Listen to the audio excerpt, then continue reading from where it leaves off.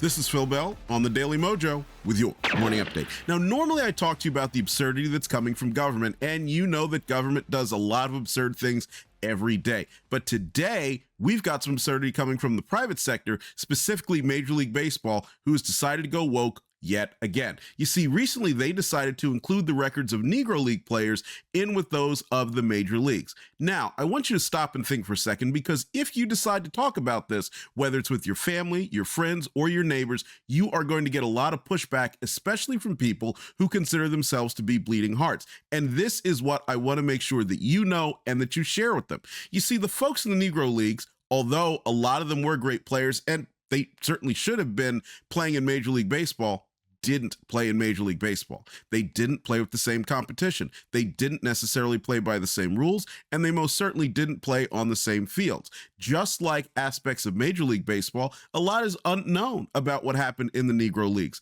Therefore, the records that we have for the American League and the National League, which make up Major League Baseball, are those records. Now, that doesn't mean that we can't recognize what they did in the Negro Leagues, just like we can recognize what they do in the Japanese League, just like we could recognize what happened in other baseball leagues, such as the Pacific Coast League and otherwise. We can certainly do that, and we can do that without being woke and deciding, well, we're arbitrarily going to include that just because today America is populated by a bunch of folks who claim to be bleeding hearts and claim to care about the racism that doesn't exist in 2024. Now, I know you're probably thinking, but Phil, look, this isn't really going to impact the way I live, like a tax increase or maybe a new regulation. And you're right, it won't.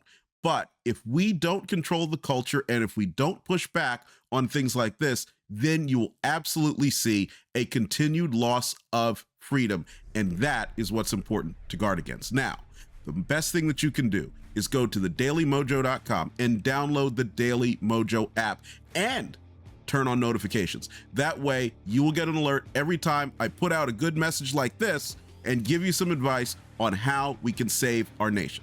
I'll see you tomorrow, and I hope you have a great day.